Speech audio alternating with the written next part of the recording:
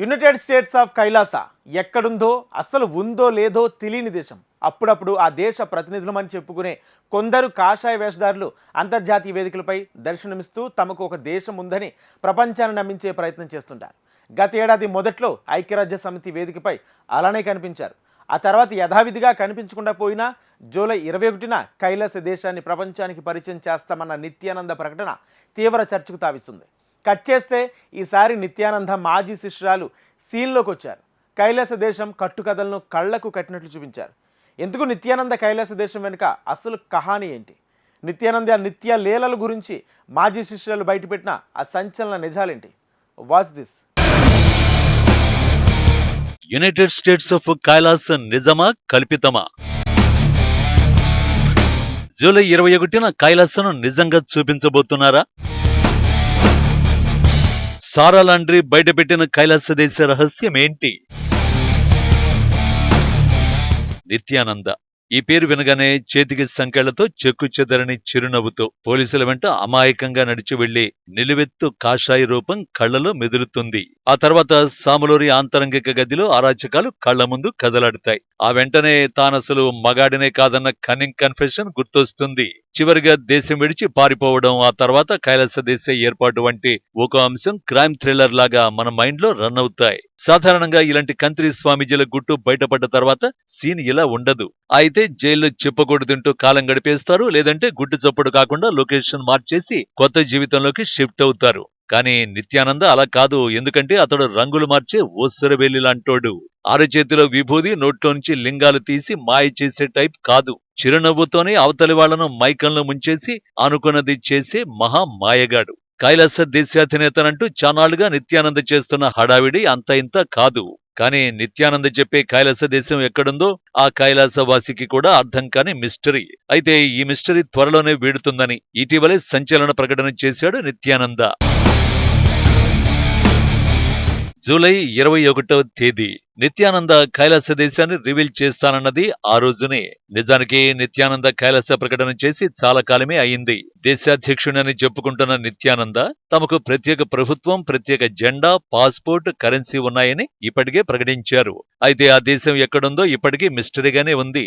ఎప్పటికప్పుడు వీడియో ద్వారా ఉపన్యాసాలిస్తూ తన యూట్యూబ్ ఛానల్లో అప్లోడ్ చేసేవాడు. చివరికి కైలాసాన్ని జూలై 21న ప్రకటిస్తానని నిత్యానంద తెలిపారు. ఈ మేరకు తన వెబ్సైట్ లో ఓ ప్రకటన విడుదల చేశారు. అందులో కైలాసం తెరుచుకుంది, 21న గురు పూర్ణిమ రోజున కైలాసం ఎక్కడా అనేది ప్రకటిస్తారు, మేము మిమ్మల్ని హృదయపూర్వకంగా స్వాగతిస్తున్నాము అని అందులో పేర్కొన్నారు. అలాగే కైలాస నివాసిగా ఇప్పుడే నమోదు చేసుకోండి అని ఆన్లైన్ లింక్ సైతం ఇచ్చారు. ఈ ప్రకటనతో సమాధానం లేని కైలాస దేశం చిరునామా త్వరలోనే తెలియనుందని చర్చ మొదలైంది. అంతేకాదు ఆ రోజు టైమ్స్ స్క్వేర్ లో వచ్చిన క్లిప్ ద్వారా తన కైలాస స్థానాన్ని వెల్లడిస్తానని నిత్యానంద పేర్కొనడంపై ట్విట్టర్, ఇన్స్టా వంటి సామాజిక మాధ్యమాల్లో చర్చ మొదలైంది. సరిగ్గా ఇలాంటి సమయంలోనే సీన్లోకి మరో మిస్టరీ పర్సన్ ఎంట్రీ ఇచ్చారు. ఆమె మరెవరో కాదు, నిత్యానంద ఒకప్పటి ప్రియ శిష్యురాలు. పేరు సారా స్టెఫానీ లాండ్రీ. ఇక్కడ కనిపిస్తున్న ఈ లేడీ పేరే సారా స్టెఫానీ లాండ్రీ. ఈమె గతంలో నిత్యానందకు ప్రియ శిష్యురాలు. ఎప్పుడైతే టైమ్స్ స్క్వేర్ లో కైలాస దేశాన్ని రివీల్ చేస్తానని నిత్యానంద ప్రకటించారు, అప్పుడే లారా స్టెఫానీ సీన్లోకి వచ్చారు. ఆమెతో పాటు నిత్యానంద అనేక చీకటి దోపిడీలను బహిర్గతం చేసేందుకు అతని మాజీ శిష్యులు కొందరు ముందుకొచ్చారు. నిత్యానంద మాజీ శిష్యురాలు సారా లాండ్రీ ప్రస్తుతం కెనడాలో నివసిస్తున్నారు. తాను 2009లో నిత్యానంద ఆశ్రమంలో చేరానని చెప్పారు. 2010లో నిత్యానంద ఎంఎంఎస్ లీక్ అయినప్పుడు ఆమె దాన్ని మార్ఫింగ్ వీడియో అని పేర్కొంది. అలాంటి ప్రియ శిష్యురాలు ఇప్పుడు నిత్యానందను మాఫియాతో పోలుస్తున్నారు. మతపరమైన పాఠాలు చెప్పేందుకు ఆయన సొంతంగా సంస్థను నిర్వహించడం లేదని, మాఫియాలో పనిచేస్తోందని సారా తెలిపింది. 9 ఏళ్ల పాటు నిత్యానంద సూచనల మేరకే తన జీవితం సాగిందని, తనకు 24 సంవత్సరాల వయసు నుండి 33 సంవత్సరాల వరకు అక్కడే ఉన్నట్టు తెలిపారు. ఇదే సమయంలో నిత్యానంద గురించి నిజం తెలిసిన తర్వాత ఆశ్రమాన్ని విడిచిపెట్టి వెళ్లిపోయినట్టు వివరించారు. పిల్లలను చంపడం, మహిళలపై అత్యాచారాలు చేయడం తెలియడంతోనే తాను బయటపడినట్టు వివరించారు. మరోవైపు నిత్యానంద రివీల్ చేస్తానని చెప్పిన కైలాస దేశం ఓ నకిలీ కథనమని సారా చెప్తున్నారు. నిజానికి 2009లోనే నిత్యానంద గురించి సంచలన నిజాలు బయటపెట్టారు సారా ల్యాండ్రీ.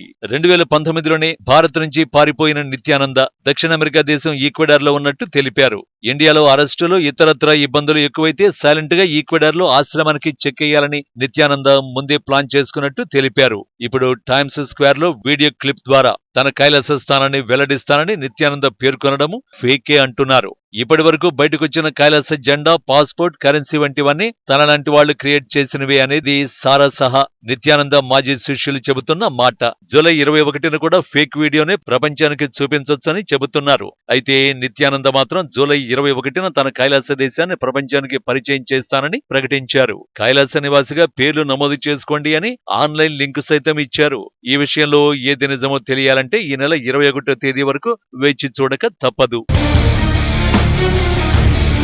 నిజానికి ఇప్పటి వరకు కంటికి కనిపించని కైలాస దేశంపై గత ఏడాది నుంచే పెద్ద ఎత్తున చర్చ జరుగుతోంది. 2023 మొదట్లో ఏకంగా ఐక్యరాజ్య సమితిలోనే గ్రాండ్ ఎంట్రీ ఇచ్చారు నిత్యానంద శిష్యులు. ఆ సమయంలో కైలాస దేశ ప్రతినిధిగా జెనీవా సమావేశానికి హాజరైన విజయప్రియ తనను తాను ఐక్యరాజ్య సమితిలో కైలాస దేశ శాశ్వత ప్రతినిధిగా పరిచయం చేసుకున్నారు. కైలాస దేశం హిందువుల కోసమే ఏర్పడ్డ మొట్టమొదటి సార్వభౌమ దేశమని, తమ దేశాధినేత పేరు నిత్యానంద పరమశివమని, భారత్ నుంచి పారిపోయిన నిత్యానందపై భక్తి శ్రద్ధలు చూపించారు. అదే సమయంలో భారత్ పైన ఫిర్యాదు చేశారు. తమ సుప్రీం నిత్యానందను ఆయన పుట్టిన మాతృదేశమే వేధిస్తోందని, శిక్షించాలని భావిస్తోందని ఆరోపించారు. ఈ విషయంలో ప్రపంచ సమాజం జోక్యం చేసుకోవాలని డిమాండ్ చేశారు. అప్పట్లో ఈ వ్యవహారం అంతర్జాతీయంగా పెద్ద దుమారమే రేపింది. ఎక్కడుందో తెలియని కైలాస దేశం ఐక్యరాజ్య సమితి వరకు ఎలా వెళ్లిందనే అనుమానాలు వ్యక్తమయ్యాయి. దీనిపై ఐక్యరాజ్య సమితే వివరణ ఇచ్చుకోవలసి వచ్చింది. అవి సాధారణ చర్చలని, ఆసక్తి ఉన్న ఎవరైనా పాల్గొనవచ్చని క్లారిటీ ఇచ్చింది. ఇది జరిగిన ఇంతకాలం తర్వాత కైలాస దేశాన్ని రివీల్ చేస్తానని నిత్యానంద అదంతా ఒట్టిదేనని మాజీ శిష్యులు చెప్పడం ఇంట్రెస్టింగ్ గా మారింది. మరి ఈ ఎపిసోడ్ కు ఎలాంటి ముగింపు వస్తుందో చూడాలి.